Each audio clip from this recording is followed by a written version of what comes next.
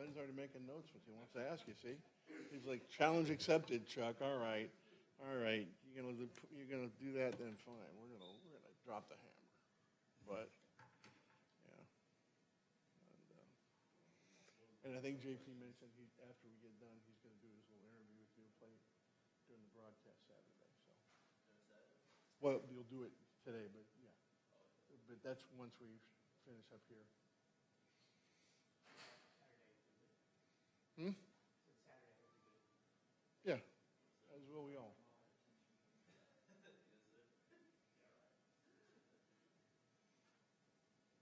And you're gonna do him afterwards, right?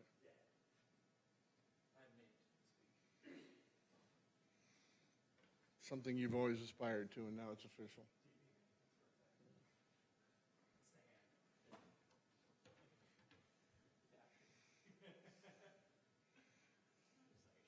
Nate didn't really have to go to England. He just didn't want to be accused of gloating after Southern Mississippi being here this week, right? Yeah. Tell me the truth. When we're playing there, do you find his toe tapping to the fight song? He's excited. Not during the game, but. Well, that's an indictment on us, isn't it? Yeah. Wow. Putting me in a corner here, man. Wow. Well, you're the professional elocutioner, so if you paint yourself in a corner, that's on you. Have you ever been called an elocutioner before? No, first time today. You get that a lot in Lufkin, don't you? Yes. What's up, my fellow elocutioner? They just say I speak to it.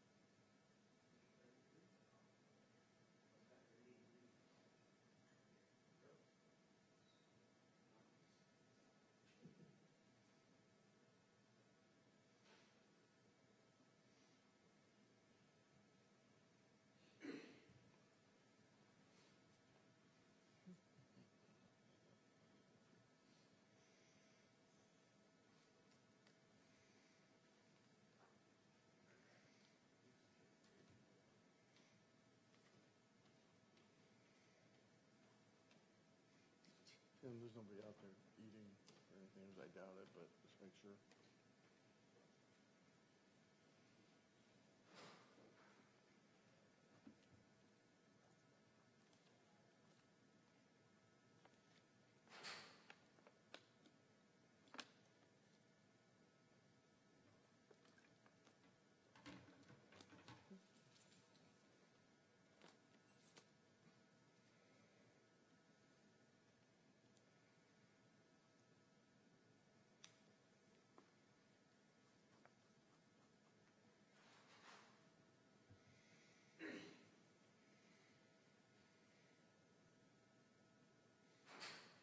Nobody?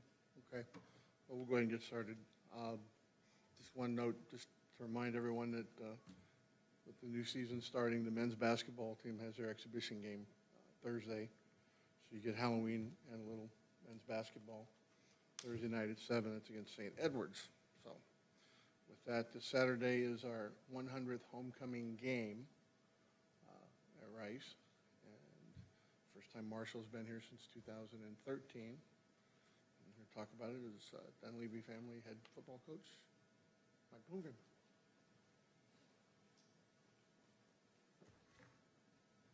All right, appreciate everyone being here today.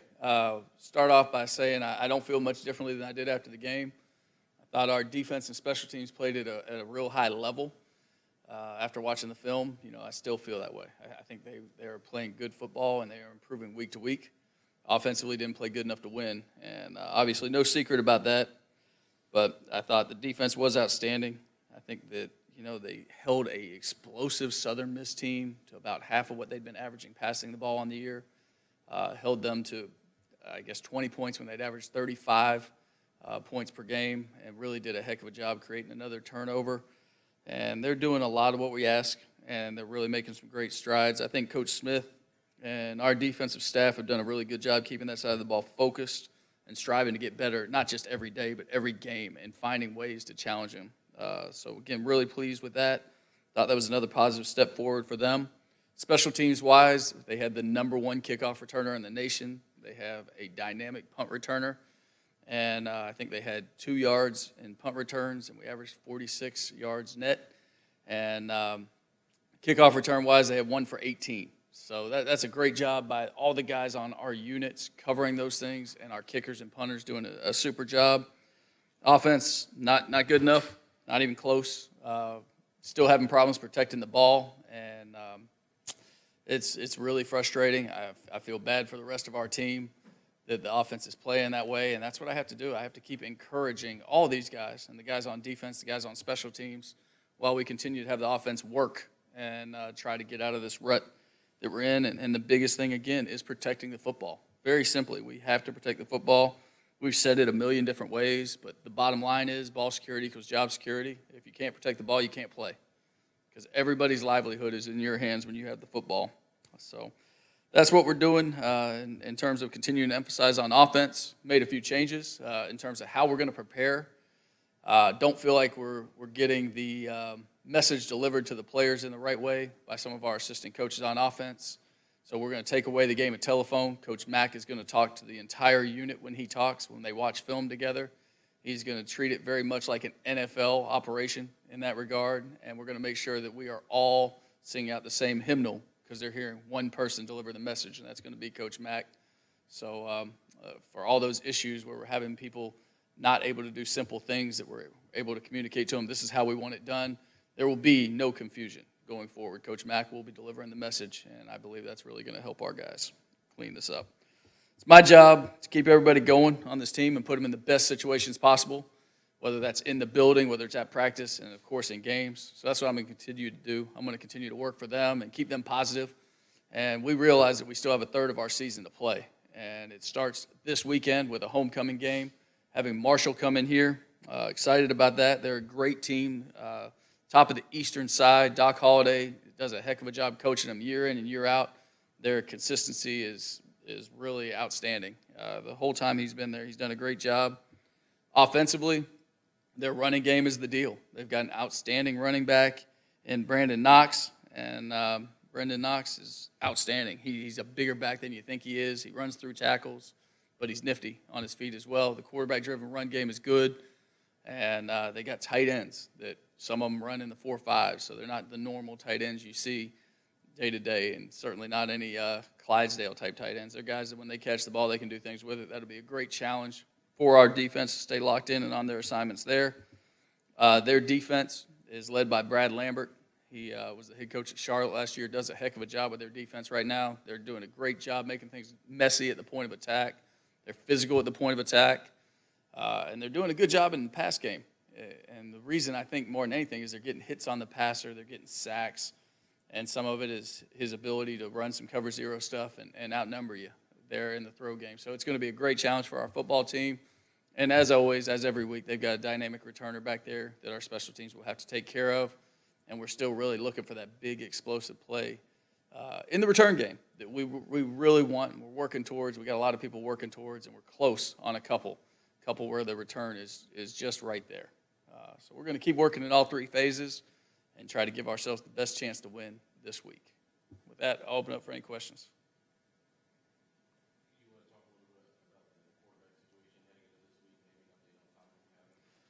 Yeah. So obviously, if you were at practice last week, Tom was taking all the reps with the ones. He ended up having a back issue during our walkthrough, wasn't able to play, and right now he's still working through it. If you've ever had one of those muscular things where your back locks up, I don't know if anybody knows an exact timetable, but it's getting better. He's improving, and we're optimistic we'll have him for this weekend. I don't know what he'll be able to do in practice today, to be honest with you. And then if Tom, for any reason, can't go this weekend, have you thought past that? Oh yeah. We've thought about every possibility out there. We've got some things that we're going to kick around this week and give some people some opportunities. We're doing some things to simplify the offense so we can play a little bit faster and not let anything be limited by age or experience in the system right now. I believe that the West Coast offense, I believe that pounding the rock is the way we'll win championships here. Right now, I'm not sure if that's exactly our best way, just to go with somebody that can get us to the right play, because we're not executing at a high enough level. So right now, we're going to kick everything around. We're doing a few different things, like I mentioned, in terms of how we meet and how we prepare. But more than that, we're going to see how the week turns out at practice. We've got to let it play out on the practice field. We can't just say we want to see this and put somebody in there. It's got to play out the right way when we give people those opportunities. They've got to earn it. You say you're tailoring your scheme to the ability of your athletes versus taking your athletes and trying to put it into a scheme? Maybe the opposite of that. I think what we're saying is we're going to make this we're going to simplify the system so that it won't matter somebody's experience in this system. If they have the ability to help our football team now, we want to make sure we can give them that opportunity on the field. Where, I think I look back at some of the quarterbacks we had at other places, and they were year 3 in the system, and all this stuff was easy for them, and then they could use their athletic ability as well. Right now, I'm afraid that we could paralyze some guys and their athletic ability and stunt them, if you will, by having them think too much at the line of scrimmage. Whether it's thinking too much about a protection call, whether it's thinking too much about, hey, let's make sure I get to this perfect play, or it's a full field progression. And sometimes those things are very hard. I mean, you look at a lot of offenses across America in college football right now, and guys aren't asked to do a whole lot of full field reads. They're asked to, hey, read this defender, 1 to 2 to your feet. And so we'll see how this goes this week. We got a great plan in place. Talked to Coach Mack for a while last night. Really like where this plan's going. With the meeting homecoming, obviously a lot of emphasis on that. Yeah, it's awesome. I mean, anytime you're part of a homecoming, one of our big donors who's actually become a friend of mine, it's his 30th reunion homecoming. So I know there's going to be some great people come back and come and watch us play, and hopefully we can put on a great show for them and find a way to get a W for them to really help their celebration on Saturday. Did you have an update on Aston as well? Aston will be full go at practice today.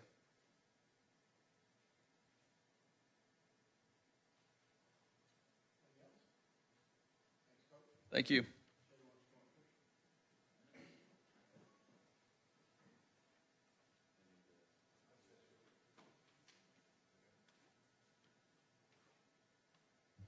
So let's start out just a little bit about last week's game and having to shift back to center, just when you found out about that and just what that change was like, and then we'll open up for questions. All right, yeah. Last week, Monday's practice told me had to move back to center, so naturally for me, that was a pretty easy thing to do. I played all last season doing center and went through spring ball and fall camp as center, so it's like riding a bike for me now, snapping the ball and blocking. And in this offense, going from center to guard was actually pretty easy, so going back to center was a welcome challenge for me.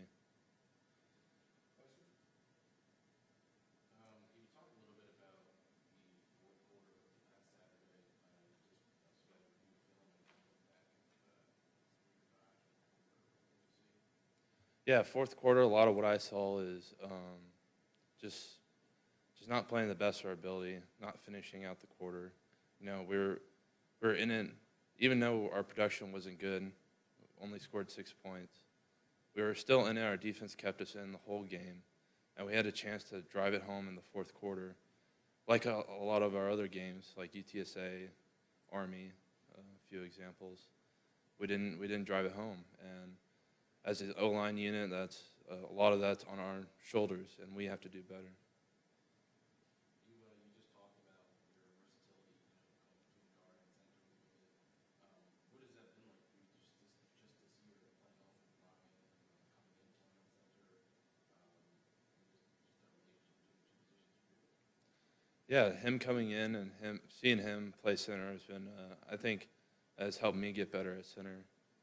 He has a few more years experience in the system than I do, so seeing how he prepares and he executes on the field, how seeing the defense doing something and he can tell the quarterback, hey, we need to kill it. It really helps widen my perception being at center on the field. Had a couple guys miss games here and there with injuries, but for the most part, it's been the same 6 or 7, 8 guys that have been rotating through Mhm. all year. How have you felt that y'all are progressing in terms of your consistency and your level of play as an entire unit? I think with the guys we have and how we've been playing this season, I think gradually we've been consistent on one hand but improving on the other. So having that consistency while improving is really important for our team going forward. I know multiple guys on the O-line are grad transfers, so this will be their only year with us. But I think for the younger guys, like, this provides a lot of learning for them, and then as well as for me, as I said, with Chafe being at center. And as a group, we've actually gotten a lot closer this year, and I feel a lot better about our camaraderie as well. So even a better jumping off point for next year, even with some of those guys rolling off? Yeah, I think so. Because for a group that bears so much weight for the team, the O-line, and, you know, in the trenches, center sapping the ball, the guards and the tackles, they're such an integral part of the offense. For us to be close is really important. I think we've gotten better at that this year. Marshall leads the conference in sacks, so I don't know how much you know about them on tape, but just what, against an aggressive line like that, how do you kind of combat that? So what we're really focused on is focusing on ourselves, focusing on what we can do to fix the mistakes that we had last week, and implementing those fixes this week.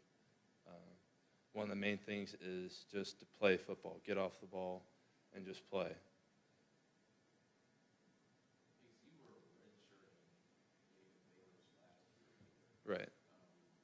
Obviously, you were there for some of the inconsistencies on the offense that year. Mm-hmm. You guys feel so much more capable as an offense this year. When you struggle, are there things that feel similar to then? Do you feel more confident versus back then? What have been the differences?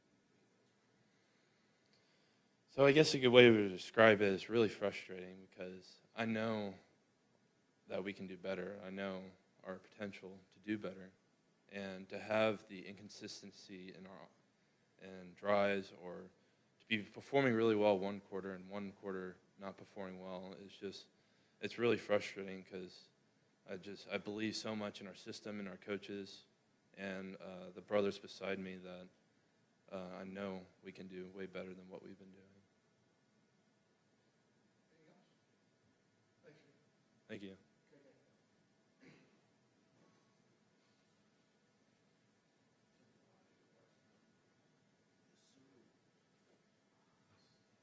I want you to talk a little bit about, stepping up, jumping into the starting lineup, and just how your production's increased each week, and is that just a matter of really getting comfortable and taking advantage of the opportunities? Well, jumping into the starting lineup, Coach Calhoun, he doesn't think of us as ones or twos. So, like, when we go out and play, he's like, we're just the D-line. So any two on our D-line, they see themselves as a D-line. They don't see themselves as a two. They just don't start the game off. But we all play. So jumping into the starting lineup, the only difference for me was that my playing time doubled, because I was Ekpe's backup, so we went like 50, 60, 40. So the doubling in playing time, so I had to like be able to prepare, like get in better shape, knowing I'm going to have to be on the field a whole lot longer, and pretty much like learning the system and playing the plays is something I've been used to doing. So like anything that happened in the game is just something I'm used to doing, and the production standpoint is just the confidence that I've gotten through these last 3 games, starting off with UTSA And this last game against Southern Miss and the game before that, just each week, like watching film, learning, knowing that like I could play with these different players and these different teams, just building my confidence. So that's how the production came through. Can you talk a little bit more about that growth and confidence? I think a lot of times we think about a player getting a rhythm thinking of a quarterback, but are you experiencing that in this moment? What'd you say? Can you say it again? Yeah, sure. So, I mean, I think a lot of times when we think about a player getting a rhythm, we think about a quarterback. Do you experience that as a defensive lineman? Just talk a little bit more about your confidence. Oh yes, sir. Well, like when I first, I'm not gonna lie, the first time I started, just because it was my first start, it was nerve wracking. Just like, oh, I can't mess up. Like I can't do nothing bad. I know like I have to do this, I have to do that. It was just a whole bunch of thinking on my end. And after that first game, like I think like second quarter or in halftime, I started getting into like that groove. Like, oh, it's just like high school. It's just playing ball. It's just like practice. And then going into Southern Miss, I like all that thinking that I had before about not messing up. Talked to Coach Calhoun. He like just told me like just don't think like if I mess up 100%. Like go 100% full speed. So like this game, like whatever I did wrong, I didn't think about it. I didn't like dwell on it too long. I just kept going, kept playing, and I'll just make it up the next time. And that really helped because that just takes all the thinking out of it. So it just gets you like in your groove, in your motor, and it just lets you play.